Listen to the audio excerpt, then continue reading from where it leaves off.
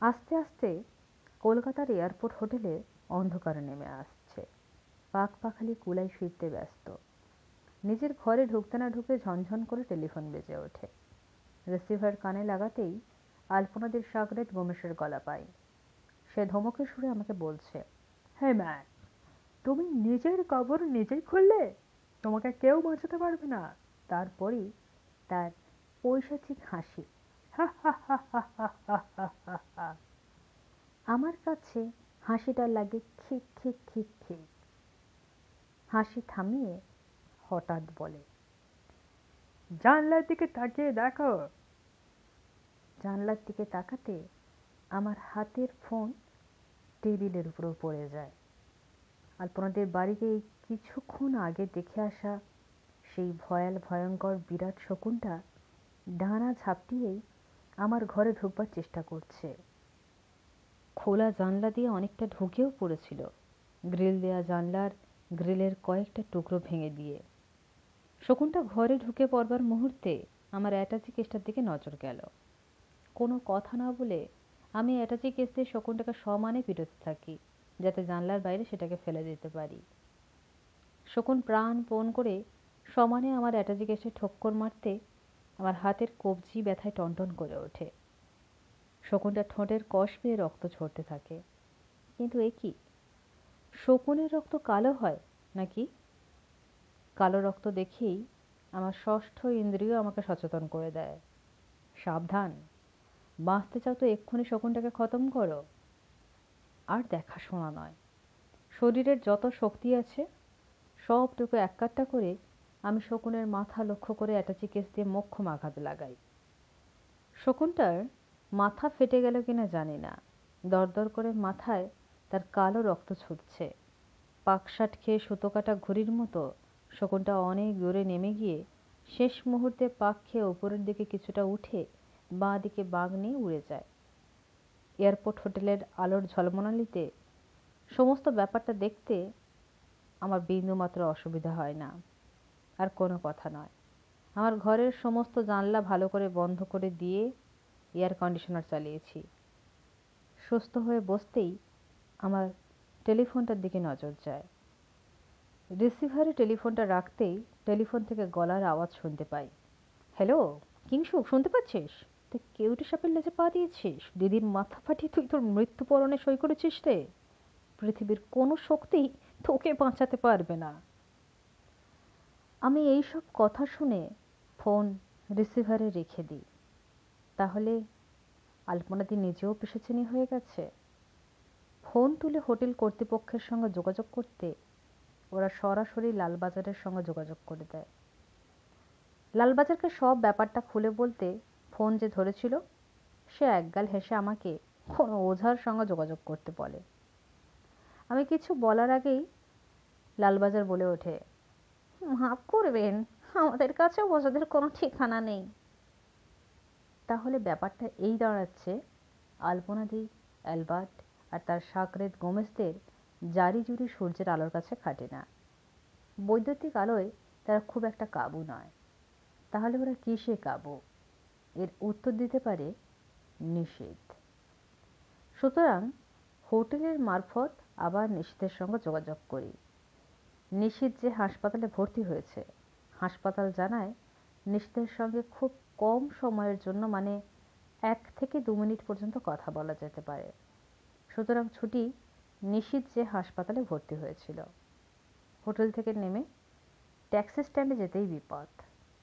Taxi জটলা একটা আধো আলো আধো অন্ধকার জায়গায়। ট্যাক্সি স্ট্যান্ডে গিয়ে ট্যাক্সিতে উঠতে যাচ্ছি, দেখি গোমেশকে। আলোর জোর কম থাকলেও তার ঝাঁকড়া চুল আর গরিলার মতো থপথপে চলায় ওকে চিনতে বিন্দুমাত্র ভুল হয় না। হঠাৎ দেখি তো আর গোমেশ নেই। 4-4টে কুকুরে দাঁত বের করা দুটুকরো গনগনে জ্বলন্ত কয়লার মতো চোখওয়ালা একটা গরিলা হয়ে গেছে। কি ভীষণ সেই দৃষ্টি! প্রতিহিংসার প্রতিশোধ নেবার জন্য সে চোখ মারমুখী। আমাকে জড়িয়ে ধরে পিষে মারার মুহূর্তে কাছে দাঁড়িয়ে থাকা একটা মানুষের পেছনে দাঁড়িয়ে পড়ি। গরিলা আবার গোমেশ হয়ে গেছে। আমার এই ব্যবহারে লোকটা ভ্যাবাচ্যাকা খেয়ে যায়। কিন্তু আশ্চর্য, গোমেশের গরিলার রূপান্তর লোকটা দেখতে পায় না। ট্যাক্সিতে উঠতে গিয়ে আরেক কীর্তি। কোথা থেকে একটা বিষাক্ত সাপ ফনা তুলে এসে আমার পায়ে এক মোক্ষম ছোবল বসিয়ে দেয়। প্রতিবর্তী ক্রিয়ার সঙ্গে সঙ্গে সরে যাওয়াতে ছোবলটা আমার বুট জুতোর পাতায় গিয়ে পড়ে। সাপটা মুখটা তুলতে গিয়ে দেখতে পাই জুতোর ছোবল মারার জায়গাটা ভিজে গেছে। সাপটা তার সঞ্চিত সবটা বিষ আমার পায়ে ঢেলে দিয়ে পালাতে যাবার মুহূর্তে আমি ভারী বুট জুতোর গোড়ালি দিয়ে মাথাটা গড়িয়ে দিতে যাই, কিন্তু পুরো মাথাটা তার পাই না। মাথার একটা অংশ মাত্র তার থেতলে যায়।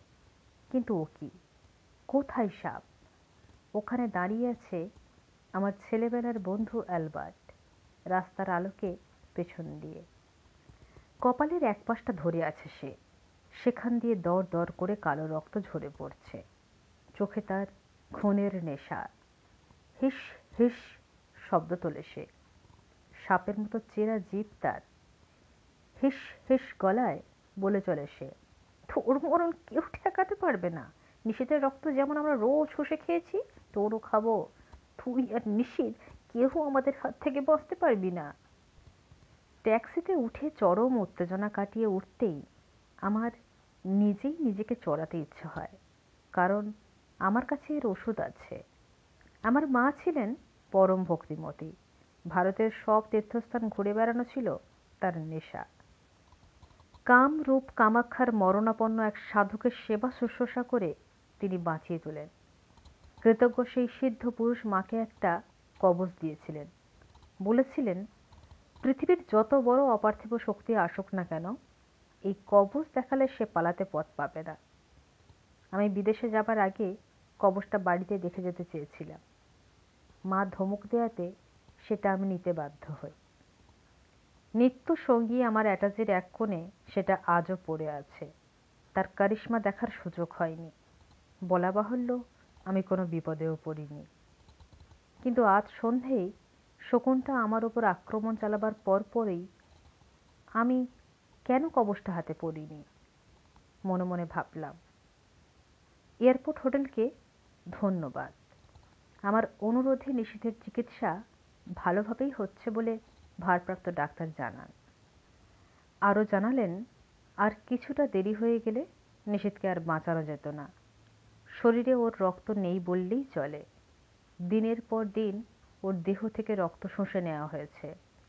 মাথার দিকে প্রধান শিরার আশপাশটা বেশ কয়েকটা কামড়ের দাগ। এরপরই আমাকে প্রশ্ন করেছেন, কি ব্যাপার বলুন তো? কে ওর রক্ত দিনের পর দিন বের করে নিয়েছে? আমি সেই কথা শুনে ডাক্তারকে উত্তর দিলাম, সেটা জিজ্ঞেস করতেই তো হাসপাতালে আসা। আমি কি নিশীথের সঙ্গে দেখা করতে পারি? ডাক্তার বললেন, হ্যাঁ পারেন, তবে দুই একটার বেশি কথা বলতে পারবেন না। ও ভীষণ দুর্বল। হৃৎপিণ্ডের কাজ কোনো সময় উত্তেজনায় বন্ধ হয়ে যেতে পারে। নিশীথের কেবিনটা দেখলাম এক অদ্ভুত জায়গায়। একজন ডাক্তার আমাকে কেবিনে ঢুকিয়ে শেষবার সাবধান করে দিলেন, বেশি সময় নয়, একটা থেকে দুটো কথা। নিশীথের ঘরে ঢুকে প্রথমেই আমি অবাক হয়ে যাই হাতের নাগালের মধ্যে 5 ব্যাটারিওয়ালা এক বিরাট টর্চ দেখে। ওর কানের কাছে মুখ নিয়ে বলি, আলপনাদির হাত থেকে বাঁচার উপায় কি? ও হাতের নাগালের মধ্যে রাখা টর্চটা দেখিয়ে ফিসফিস করে বলে, এটা দিয়ে এটা দিয়ে ওদের চোখে আলো মারতে হবে। এই টর্চটা না এই ধরনের যে কোনো শক্তিশালী টর্চ চোখে মারলে চলবে? ও সম্মতি জানায় মাথা নেড়ে। শেষ প্রশ্নটা করি, কি করে এসব ঘটল? খুব কষ্ট করে বলে, আমাদের আমাদের খ্রিস্টান স্কুলের ফাদারদের সঙ্গে দেখা করো, আতুর ঘরে নিয়ম নাস্তি। স্বাভাবিক অবস্থা হলে এত রাতে নিশ্চয়ই আমাদের পুরনো স্কুলের প্রিন্সিপালের কোয়ার্টারে যেতাম না। কিন্তু গিয়ে একই সঙ্গে হতাশ ও চরম আশান্বিত হলাম। হতাশ হলাম এই কারণে, আমাদের পরিচিত প্রিন্সিপাল আর বেঁচে নেই। আশান্বিত হলাম এই কারণে যে আমাদের যিনি অঙ্ক শেখাতেন তিনিই এখন প্রিন্সিপাল। আমার সৌভাগ্য এই যে অঙ্কের মাস্টার ফাদার চেস্টারটন আমাকে খুবই স্নেহ করতেন। আমারই বিদেশে যাবার ব্যাপারে যথেষ্ট সাহায্যও করেছিলেন। চাকরি পেয়ে বাইরে গিয়ে এই প্রথম তার সঙ্গে দেখা করছি, তাও নিজের স্বার্থে। লজ্জায় মাথা হেঁট করে নিজের দোষ স্বীকার করে আসল কথায় আসি। সব শুনে তিনি গুম হয়ে কিছুক্ষণ চুপ করে থাকেন। তারপর অস্বস্তি ভাবটা কাটিয়ে মুখ খোলেন। সবই যোগের হাওয়া মাইশান। সকলেই চায় যোগ্যতা থাক আর না থাক বড়লোক হব। আলফানসা আর অ্যালবার্টদের মা বাবা যতদিন বেঁচে ছিলেন বাধা দিয়েছিলেন আঙুল ফুলে যাতে কলা গাছ ওরা না হয়, কিন্তু ওদের মা বাবা মারা যেতে ওরা হাতির 5 পা দেখে। গোদের ওপর বিস্ফোরার মতো এ সময় রোম থেকে শয়তানের পূজারী এভণ্ড পাদ্রী আসেন। তুমি তো জানো অ্যালবার্টদের মা বাবা ছিলেন ধর্মভীরু সাচ্চা খ্রিস্টান। ছেলেমেয়েদের হাজার চেষ্টা করেও সৎ খ্রিস্টান বানাতে পারেননি। সত্যি কথা, কিন্তু ওরা রোববারে গির্জা যাবার অভ্যাসটা শত ধান্দাবাজির মাঝেও ছাড়তে পারেনি। এক ফাঁকে আমার জন্য কফির জল চাপিয়ে এসে ফাদার চেস্টারটন আবার আরম্ভ করেন। দুর্ভাগ্যবশত শয়তানের পূজারী এভান্ট পাত্রী ওদের গির্জাটায় ডেরা বাঁধে। আলফানসা ও অ্যালবার্টকে মনে ধরে, অঢেল সম্পত্তির লোভ দেখিয়ে ওদের শয়তানের পূজায় লাগিয়ে দেয়। যত রকম বিভৎস সব ক্রিয়াকলাপ শেখাতে শেখাতে নিজের মুখ্য লাভের আশায় ওদের মেরে ফেলে শয়তানে পরিবর্তিত করে দেয়। ফাদার চেস্টারটনকে বাঁধা দিয়ে আমি হঠাৎ বলে উঠি, আপনি এত সব কথা জানলেন কি করে? ওই গির্জার ফাদার আমার বাল্যবন্ধু, সেই আমাকে সব কথা জানিয়ে ছেলে মেয়ে দুটোকে বাঁচাবার জন্য আমার সাহায্য চায়। ওদের জন্য নয়, ওদের বাবা মায়ের উপর সহানুভূতির দরুন। দুর্ভাগ্য আমার, আমি কিছু করার আগেই ওরা শয়তানে রূপান্তরিত হয়ে যায়। আবার আমি জিজ্ঞাসা করি, ওদের সঙ্গে সব সময় ঘুরে বেড়ায় গোমেশ বলে লোকটা কে? ওই গরিলার মতো চলাফেরায় অভ্যস্ত ঝাঁকড়া মাথার গোমেশ? আগে হ্যাঁ। আলফানসো যখন হোটেলে নাচ টাচ করতো তখন থেকেই গোমেশ ওদের সঙ্গে হরিহর আড্ডা। আলফানসোর সঙ্গে একসময় ওর বিয়ে হবার কথা হয়েছিল, তাই বোধহয় গোমেশ আজও আশা করে আছে গোমেশের সঙ্গে ওর বিয়ে হবে। আমি অবশ্য নিশ্চিত নই যে শয়তান শয়তানির বিয়ে হয়েছে কি না। আমি এবার নিশীথের কথাটা বলি। নিশীথকে চিনতে তার ভুল হয় না। বলি, নিশীথকে ওরা মেরে ফেলবে, সুযোগ পেলে আমাকেও। আজই আমার উপর বার দুয়েক আক্রমণ হয়েছিল, সুতরাং বাঁচতে হলে, সমাজের উপকার করতে হলে আমাকেও তো পাল্টা একটা ব্যবস্থা নিতে হয়। মায়ের দেয়া কবচে ভূত পেত্নী পিশাচ পিশাচিনী আমার কিছু করতে পারবে না, কিন্তু নিশীথের মতো অসহায়দের বাঁচাতে হলে পাল্টা আক্রমণের ব্যবস্থা করতে হয়। কিন্তু সেটা কিভাবে? আমার যুক্তিটা ফাদারের মনে ধরে। বেশ কিছু চিন্তা ভাবনা করে তিনি বলেন, বিশ্বাসে অনেক কিছু করা যায়। আগের দিনে যুগন্ধর সাধুসন্তরা গনগনে জ্বলন্ত কয়লার উপর দিয়ে দেহের বিন্দুমাত্র ক্ষতি না করে হেঁটে যেতে পারতেন। কেউ বা সমুদ্রের উপর দিয়ে হেঁটে বেড়াতে পারতেন, পায়ের পাতা জলে না ভিজিয়ে। আবার কিছুক্ষণ থেমে নিজেকে তৈরি করে নিয়ে বলেন, অনেকের মতে অ্যালবার্টরাও জানে আমার কাছে এমন একটা মন্ত্রপ্রদ কোষ আছে যা পীর পয়গম্বর শয়তান যেই হোক না কেন একবার ছোঁয়ালে তার মৃত্যু অনিবার্য। আজ পর্যন্ত সেটার ব্যবহার হয়নি, তোমাকে দিয়েই সেটার পরীক্ষা হবে। ভেতরের ঘর থেকে 3 ফুট লম্বা চকচকে কোনো একটা ধাতুর তৈরি ক্রুশ আমার হাতে ধরিয়ে দিলেন। ক্রুশটার বিশেষত্ব, 4 সীমানা তার তীক্ষ্ণ ধারালো। কায়দাটা হয়তো তার পরশে কাজ না করলে সুবিধামতো একটা দিক শত্রুর দেহে ধরিয়ে দেয়া। ক্রুশটা হাতে নেবার পর আমার নিশীথের কথা মনে আসে।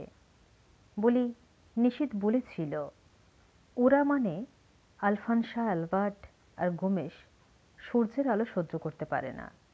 সূর্যের আলো যখন না পাওয়া যাবে তখন তীব্র কোনো আলো ওদের চোখে ফেলতে পারলে ওরা কাবু। তাই স্যার, বলছিলাম পোর্টেবল কোনো সার্চলাইটের ব্যবস্থা যদি করে দেন। স্যার বললেন, তোমার অত কিন্তু কিন্তু করার দরকার নেই, জানো তো। তোমাদের স্কুলে যা গবেষণার জিনিসপত্রের ব্যবস্থা আছে তা অনেক কলেজেরই নেই। এতক্ষণ আপনারা শুনছিলেন লেখক সোনু ঘোষালের কলমে আলফানসা দিদি গল্পের 3য় পর্ব। যদি গল্পটি ভালো লেগে থাকে তাহলে লাইক ও শেয়ার করে পাশে থাকা বেল আইকনটি প্রেস করে দেবেন এবং সেই সঙ্গে আমাদের চ্যানেলটিকে সাবস্ক্রাইব করতে ভুলবেন না। ভালো থাকবেন, সুস্থ থাকবেন। নমস্কার।